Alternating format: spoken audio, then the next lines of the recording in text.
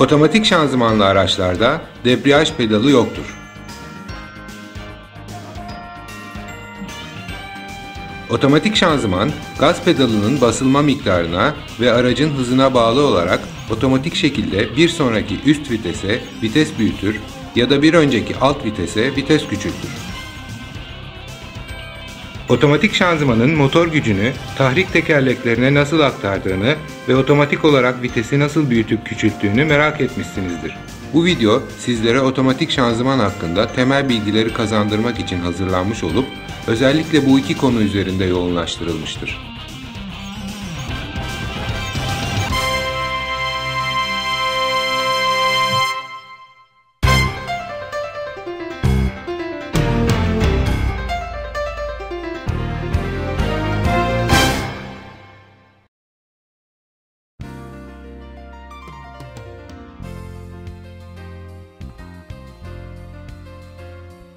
Bu otomatik şanzıman, motoru önde ve arkadan çekişli bir araç için tasarlanmıştır.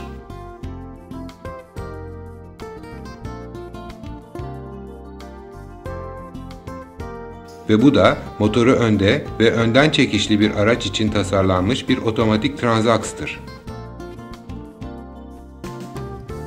Bu iki şanzıman şekil olarak birbirlerinden çok farklıdır. Ancak temel olarak aynı şekilde çalışırlar. Bir otomatik şanzıman 3 ana bölümden meydana gelmiş olup her bir bölümün belirli bir görevi vardır.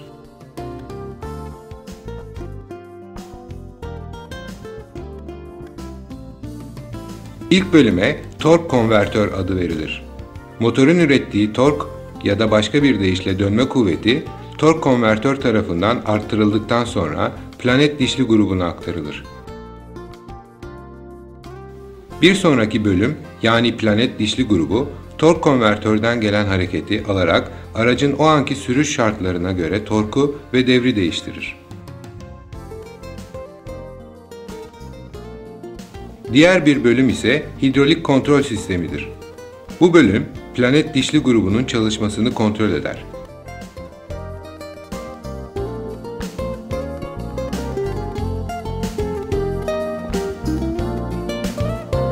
Şimdi tork konvertörden başlayarak bu üç sistemin çalışmasını daha ayrıntılı olarak görelim.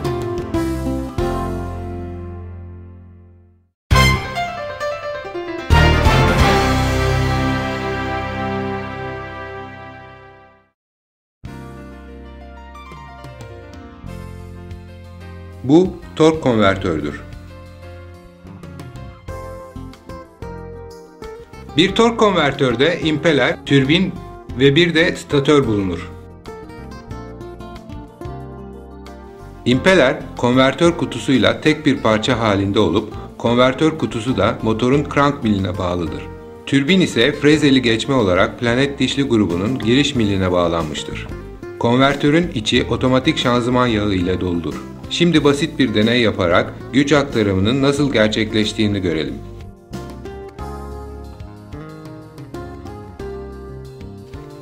Bu gördüğünüz impellerdir. İçine bir miktar hidrolik koyup döndürerek neler olacağını inceleyelim.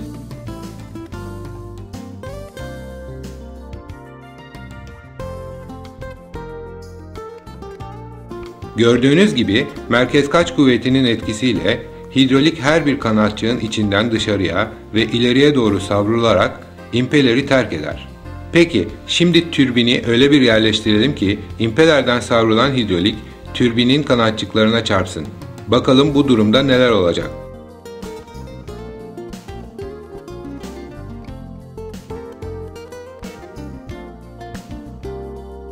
İşte türbin dönmeye başladı. Yani güç hidrolik yağ yardımıyla impelerden türbine aktarılmış oldu. Tork konvertör bu prensiple güç aktarımını yapmaktadır. Gerçek bir otomatik şanzımanlı araçta tork konvertör sızdırmaz bir şekilde kapatılmış durumda olup içi tamamen hidrolik yağ ile doldurulmuştur. Şimdi güç aktarımı yapmak ve torku arttırmak için bu hidroliğin konvertörde nasıl hareket ettiğini görelim.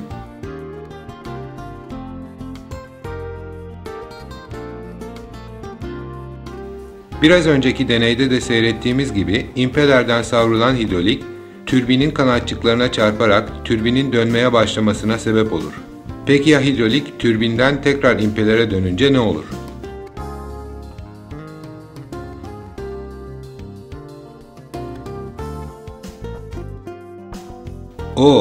Türbinden geri dönen hidrolik impelere ters yönde çarpıyor, öyle değil mi? Bu şekilde geri dönüş yapan hidrolik, impelerin dönüşünü bozacağı için tork konvertör torku arttıracağı yerde torku düşürmeyecek mi?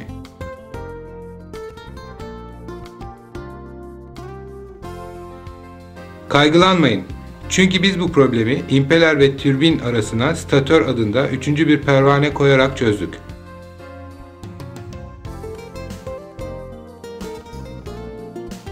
Burada gördüğümüz gibi statör, türbinden impelere geri dönüş yapan hidroliğin yönünü, impelerin dönüş yönüyle aynı olacak şekilde değiştirir. Artık impeler aynı yönde hareket eden iki kuvvet yardımıyla döndürülmektedir. Bu kuvvetlerden biri motordan, diğeri ise hidroliğin hareketinden kaynaklanmaktadır. Tork konvertör bu sayede motordan gelen torku arttırır. İmpeler döndükçe türbin de döner ve türbinin devri gittikçe artarak impelerin devrine yetişir.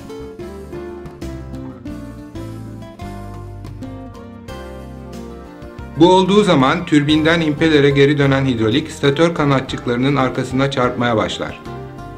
Statör hidrolik akışını önler duruma gelir.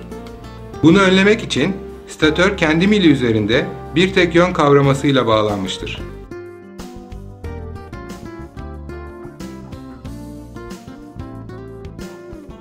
Statörün boşta dönmeye başladığı ana kavrama noktası denir.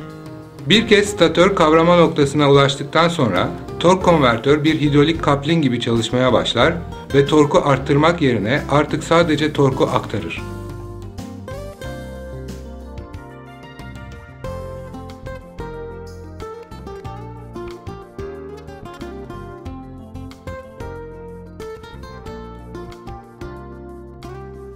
Bu şekilde motordan gelen hareketin planet dişli grubunun giriş miline nasıl aktarıldığını görüyoruz.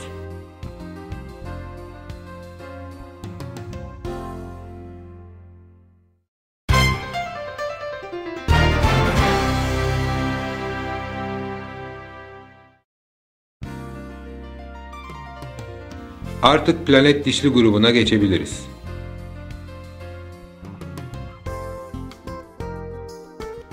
Planet dişli grubu temel olarak planet dişli setleri, kavramalar ve frenlerden meydana gelmiştir.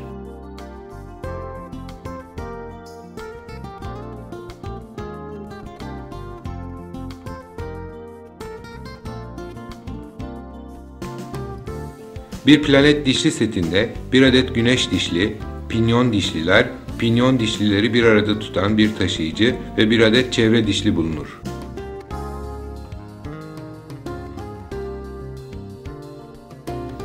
Bir model üzerinde planet dişli setinin nasıl çalıştığını inceleyelim.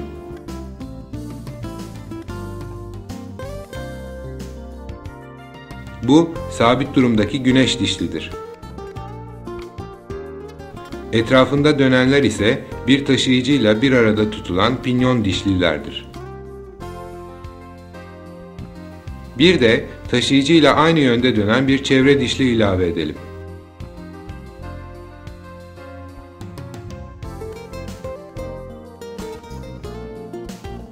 Çevre dişli taşıyıcıdan daha hızlı dönmektedir.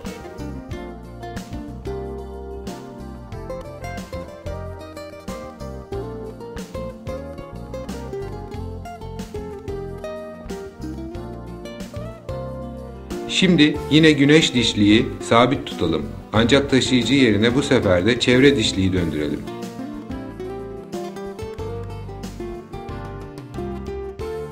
Bu durumda taşıyıcı çevre dişliden daha yavaş ancak onunla aynı yönde dönmektedir.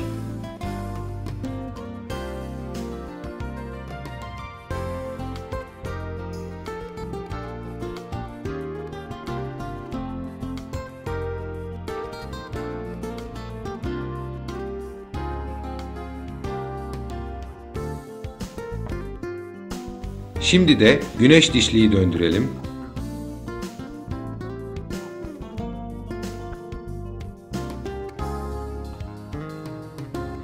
Pinyon dişlileri ilave edelim.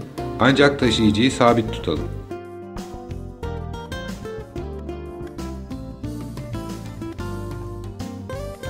Son olarak da çevre dişliyi ilave edelim.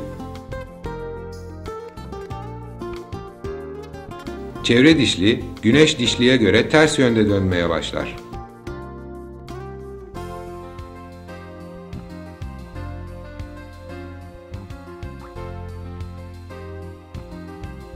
Güneş ve çevre dişli aynı yönde ve aynı hızda dönerse ne olur?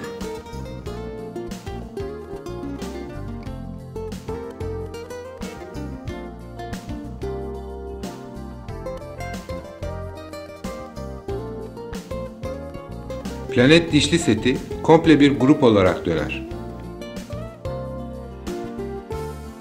Modelden de anlaşıldığı üzere bir planet seti hangi dişlinin tutulup hangisinin döndürüldüğüne bağlı olarak çok çeşitli redüksiyonlar yapabilir.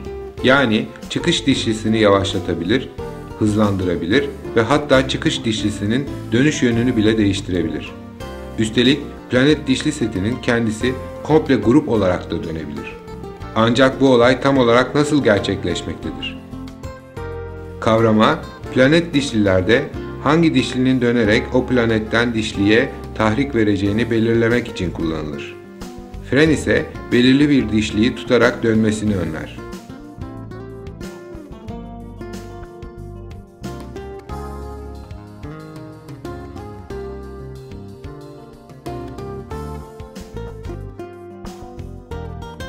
Çoğu modelde yağlı tip çok diskli kavrama ve frenler kullanılır. Örneğin kavramalarda her kavrama pek çok disk ve plate ile bir piston ve silindirden meydana gelmiştir. Kavramadaki plate'ler giriş mili ile beraber grup olarak dönerken diskler ise planet dişli setinin elemanlarından biriyle beraber dönerler. Peki ya diskleri ve plate'leri kavraştıran nedir? Bunu yapan hidrolik basıncıdır.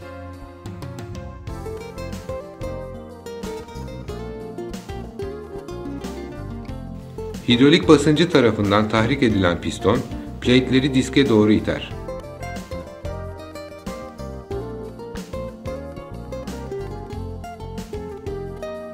Sonuç olarak motorun gücü, giriş milinden disk ve plate'ler vasıtasıyla planet dişli grubuna aktarılır. Aynı şekilde fren plate'leri hareketsiz durumdaki şanzıman kutusuna, fren diskleri ise dönen bir dişli ya da taşıyıcıya bağlıdır.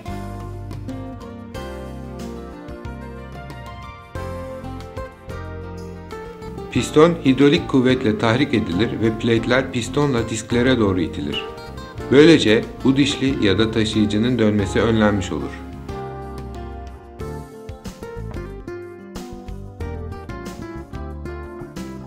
Bu da band tip frendir.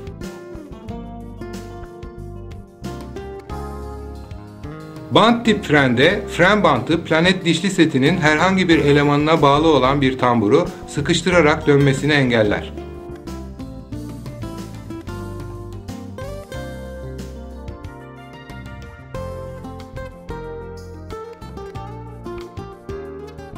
Diğer tip fren ise tek yön kavramasıdır. Tek yön kavramaları bağlı oldukları dişli ya da taşıyıcının yalnızca bir yöne dönmesine izin verirler.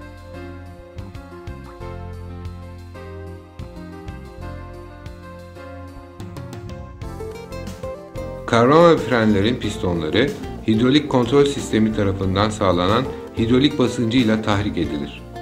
Şimdi hidrolik kontrol sistemini görelim.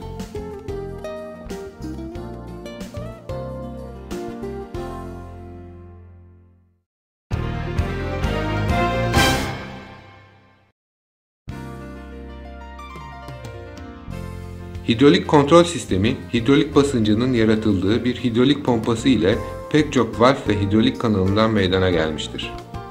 Haydi, şimdi de sistemde ne olup bittiğini inceleyelim. Düz şanzımanlı bir araçta sürücü iki şarta göre vitesi büyütür ve küçültür. Otomatik şanzıman ise aynı işlemi otomatik olarak yapar. Şartlardan birincisi motor üzerindeki yük. Diğeri de aracın hızıdır. Hidrolik basınç, hidrolik pompasında üretilir. Ve bu basıncın şiddeti motor üzerindeki yüke göre kelebek konum valfi tarafından değiştirilir. Bu yeni basınca kelebek basıncı denmektedir. Hidrolik pompasında üretilen hidrolik basıncı aynı zamanda aracın hızına göre governör valfi tarafından değiştirilir ki bu basınca da governör basıncı denir.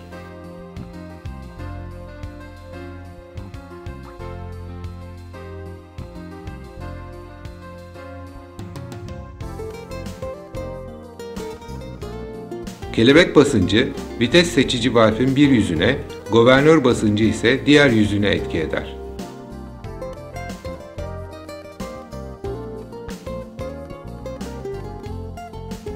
Vites seçici valv bu iki basınç arasındaki farktan dolayı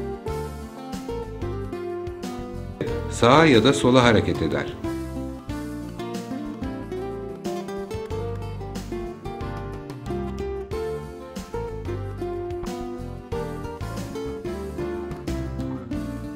Vites seçici valv sağa ya da sola hareket ederken bir hidrolik kanalını açarak hidrolik pompa tarafından üretilen hidrolik basıncının bir kavrama ya da fren pistonunun tahrik etmesine müsaade eder.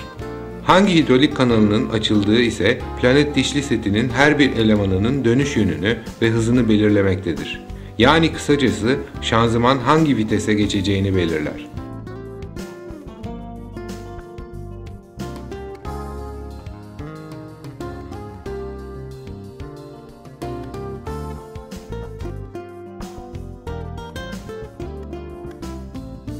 Otomatik şanzımanın otomatik olarak vites büyütüp küçültmesi temel olarak bu prensiple gerçekleşmektedir. Şu ana kadar öğrendiklerimizle 3 vitesli bir otomatik şanzımanın nasıl çalıştığını görelim.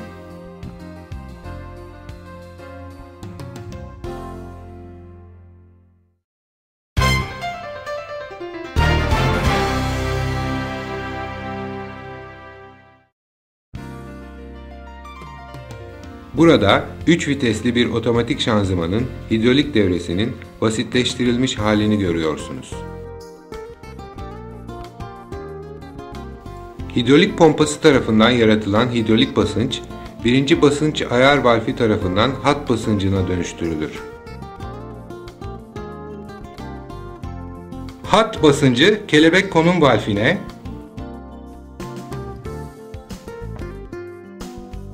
ve governör valfine etki eder. Kelebek konum valfi tarafından yaratılan kelebek basıncı, vites seçici valflerin üst yüzeyine etki eder. Ve governör valfi tarafından yaratılan governör basıncı ise, vites seçici valflerin alt yüzüne etki eder.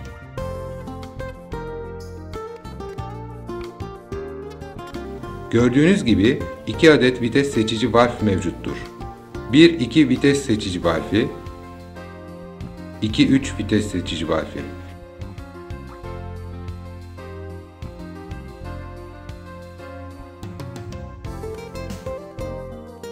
Vites konum valfi sürücünün kullandığı vites koluna bağlıdır ve D, 2 ya da R gibi şanzıman vites konumunu belirler.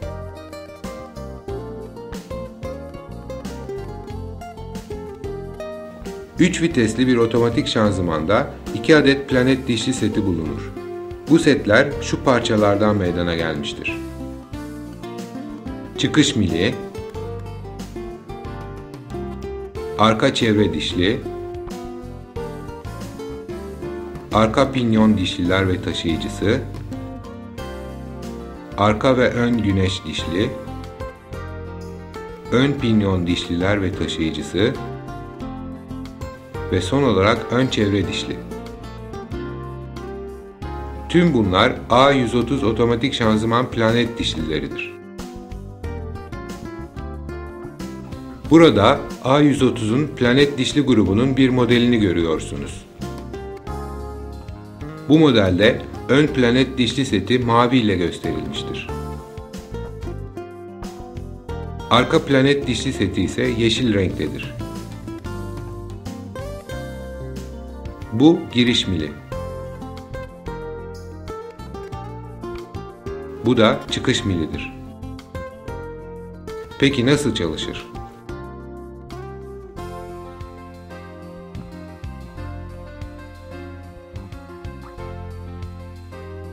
Sürücü duran aracını kaldıracağı zaman vites kolunu D konumuna alır.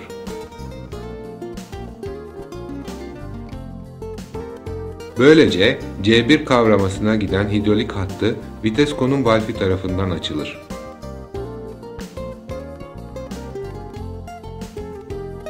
Dolayısıyla C1 kavraması kavraşır ve güç giriş milinden ön çevre dişliye aktarılır.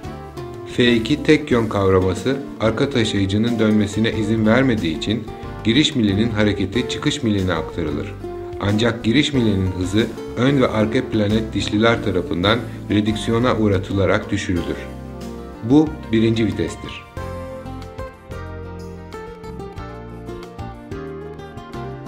Araç hızı arttıkça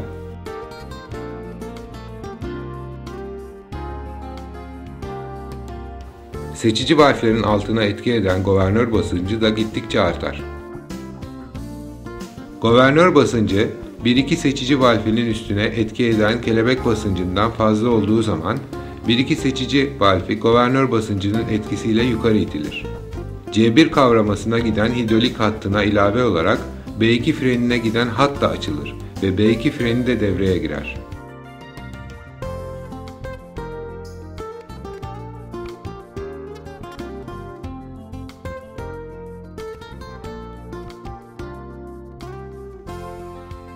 B2 freni devreye girdiği zaman F1 tek yön kavraması üzerinden güneş dişliyi tutar.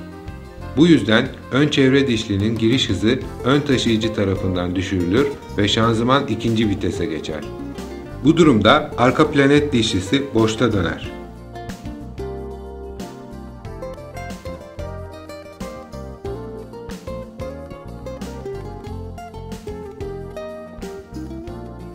Araç hızı daha da artacak olursa governör basıncı da artar.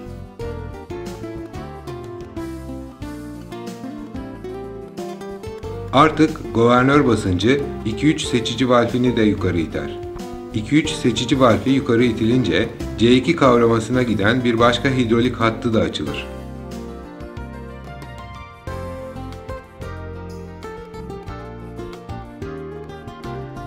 C2 kavraması kavraşınca giriş mili güneş dişli ile kavraşmış olur.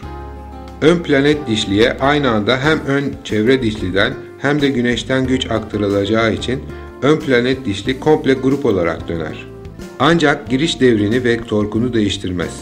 Başka bir deyişle giriş mili çıkış miline direkt olarak bağlanır. Yani şanzıman 3. vitese geçer. Gördüğünüz gibi 3. viteste arka planet dişlisi boşta döner.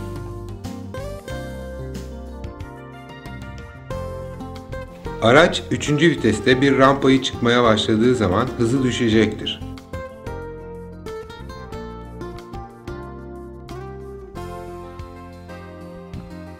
Buna bağlı olarak governör basıncı da düşer. Bu yüzden 2-3 seçici valfi aşağı doğru itilir ve C2 kavramasına giden hidrolik hattı kapanır.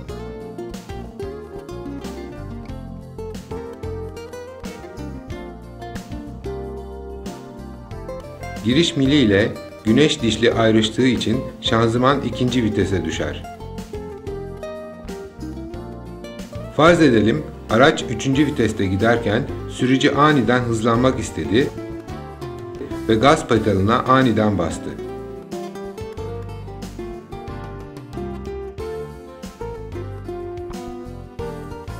Sürücü bunu yaptığı zaman vites küçültme tapası yukarı hareket eder.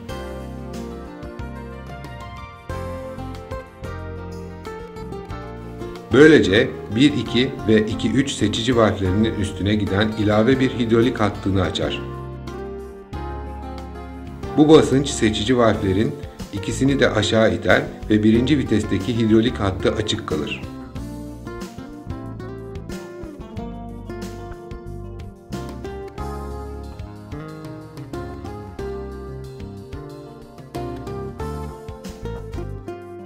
Dolayısıyla araç vites küçülterek birinci vitese geçer. Sürücü aracını geriye doğru hareket ettirmek istediği zaman vites kolunu R konumuna alır.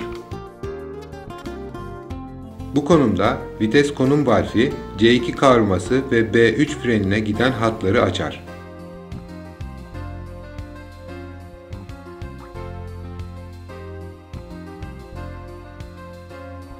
C2 kavraması kavraştığı zaman giriş milinin hareketini güneş dişliye aktarır. Aynı anda B3 freni de arka taşıyıcıyı tutar. Bu yüzden arka çevre ve güneş dişli ters yönlerde dönmeye başlarlar. Buradan da görüldüğü üzere bu durumda arka planet dişlisi artık boşta dönmez.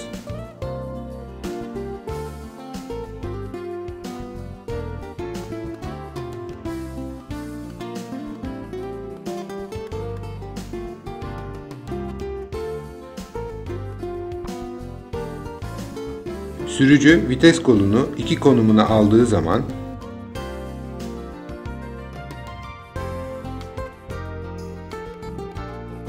vites konum valfi 1-2 ve 2-3 seçici valflerine giden hat basıncını açar.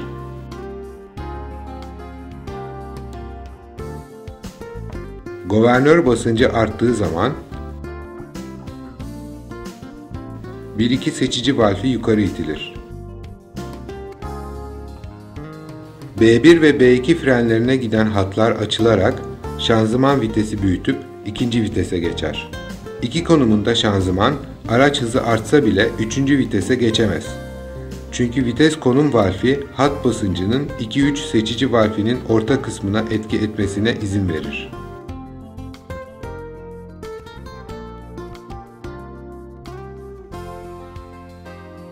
İki konumunun ikinci vitesinde güneş dişlinin her iki yönde de dönmesi B1 freni tarafından önlenir. Dolayısıyla motor freni etkisi ortaya çıkar.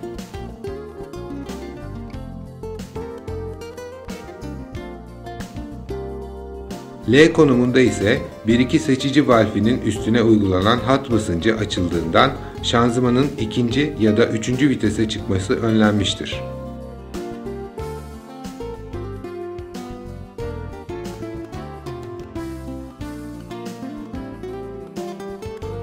L konumunun birinci vitesinde ön ve arka planet dişliler D konumunun birinci vitesindeki gibi aynı şekilde çalışırlar. B3 freni arka taşıyıcının her iki yönde de dönmesini önlediğinden sonuç olarak motor freni etkisi ortaya çıkar.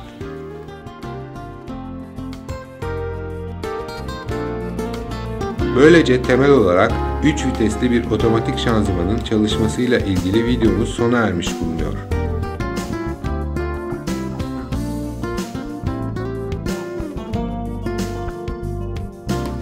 Bir otomatik şanzıman oldukça karmaşık bir şekilde çalışır. Ancak farklı mekanizmaları ayrı ayrı ve tek tek ele alarak çalışacak olursanız göreceksiniz ki otomatik şanzımanın çalışması aslında birkaç temel prensibin birleşmesinden meydana gelmektedir.